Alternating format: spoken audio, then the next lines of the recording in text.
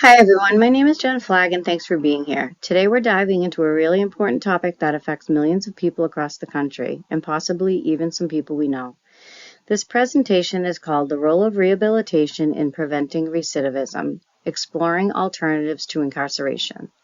Now I know topics like crime, prisons, and public safety might not seem like issues far removed from our daily lives, but as students, future professionals, and community members, it's important to understand how our justice system works and how it could be better.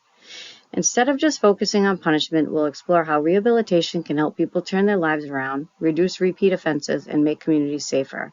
We'll look at real examples, recent studies, and alternative programs that are making a difference. So let's break this down in a way that's meaningful, relevant, and thought-provoking.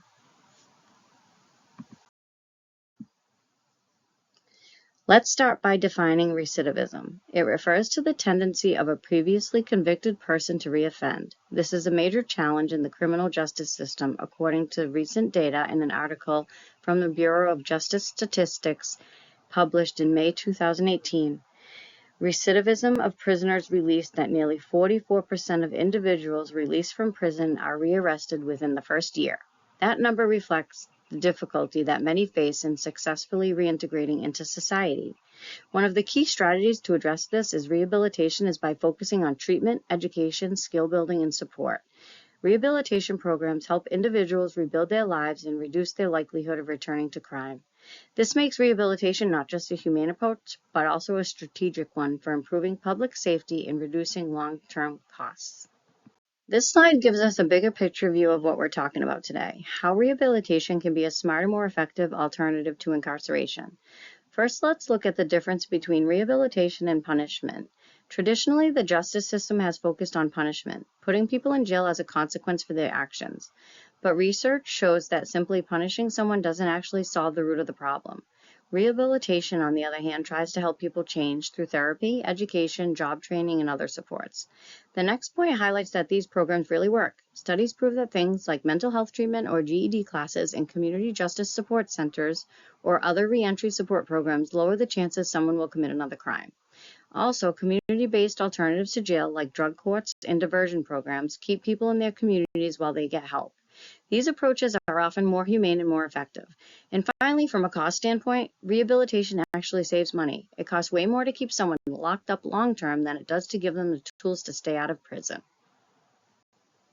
The impact of rehabilitation on reducing recidivism is based on CBT programs. What we call cognitive behavioral therapy and substance abuse treatment have consistently been shown to lower the likelihood of reoffending. These programs help individuals understand the root cause of their behavior and develop healthier coping strategies.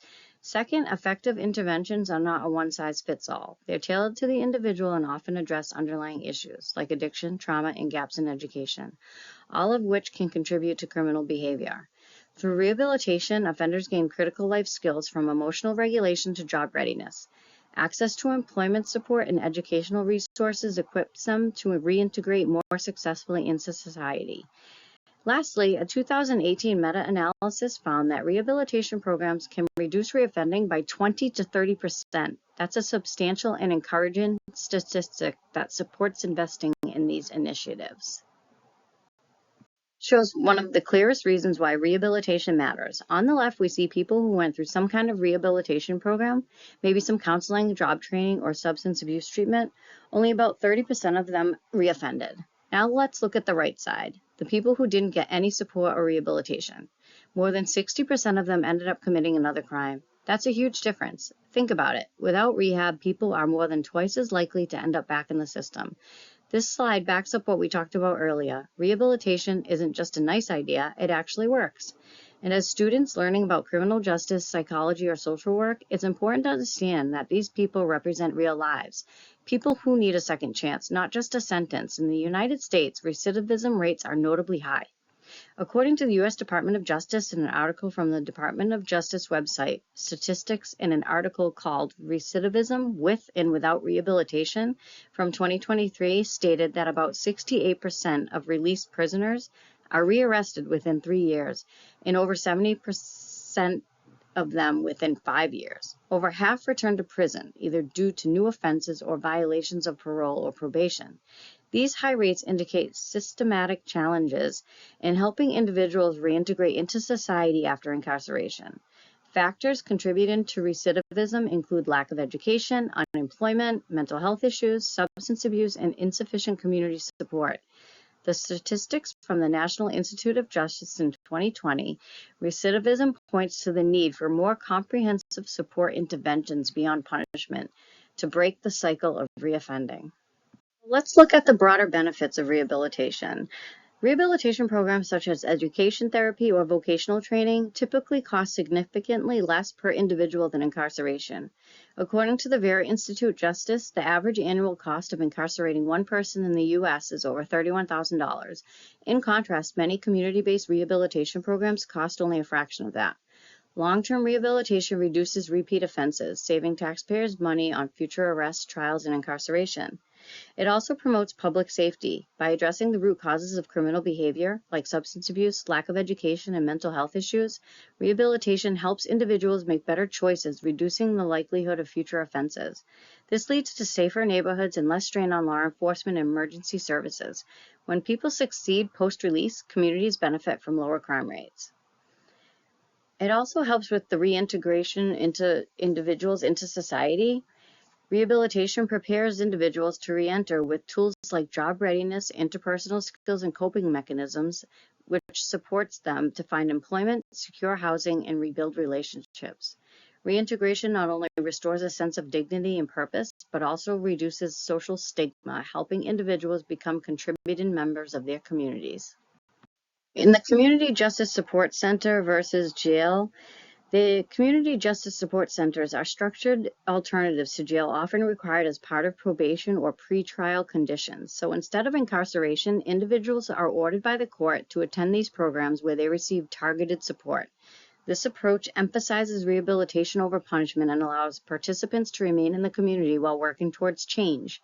They offer supervision, counseling, training, and education. It provides a variety of evidence-based services under one roof at the center. The supervision ensures compliance with court orders and keeps individuals accountable. The counseling addresses mental health, trauma, substance abuse, and other behavioral issues. The job and life skills training prepares the individual for employment and independence. Their educational programs equip participants with essential tools for success. These services are individualized to meet each person's unique risks and needs. The center also encourages accountability and reintegration. They use a structured and supportive approach to promote responsibility. Participants at the Community Justice Support Center must regularly check in, meet goals, and show progress to remain in good standing. This system reinforces personal accountability while also preparing individuals for successful reintegration into society. The goal is to reduce the chance of reoffending by giving people the tools and support they need to rebuild their lives. Slide, we're comparing two very different approaches to handling the offenders. So we have the traditional jail system and then the Community Justice Support Center. So starting on the left, the Community Justice Support Center are court-stipulated alternatives to incarceration. They focus on the rehabilitation, offering services, like we mentioned earlier, the mental health counseling, substance abuse, education, and job training.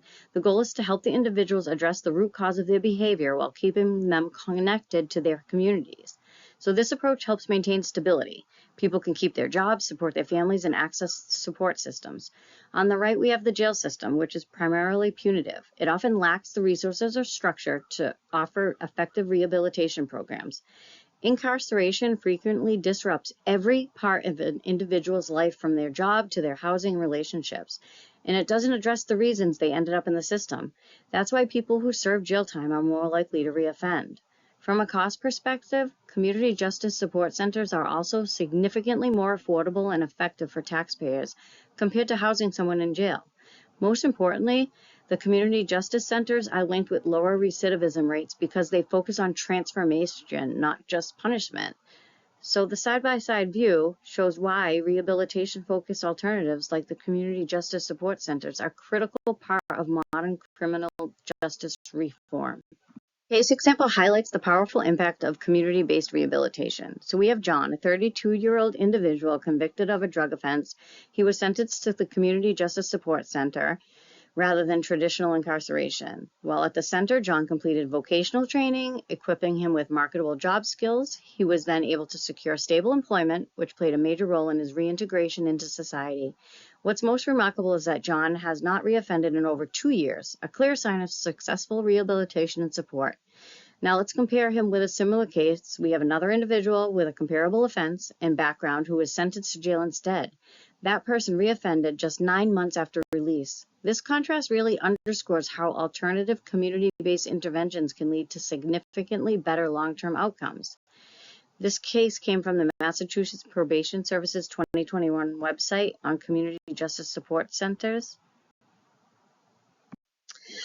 So in conclusion, the evidence clearly shows that rehabilitation is not just a compassionate choice, it's a practical and effective one. Programs like the Community Justice Support Centers tackle the root causes of criminal behavior, from addiction and trauma to lack of education and support. These interventions help individuals reintegrate successfully, reducing reoffending and promoting public safety. In fact, investing in these kinds of programs leads to tangible cost saving by lower incarceration rates and reducing the burden of the justice system. By shifting our focus towards rehabilitation, we are building safer, healthier, and more equitable communities for everyone. If you're interested in learning more about the Community Justice Support Centers and the information that I just shared, here are the references. And I want to thank you all for listening.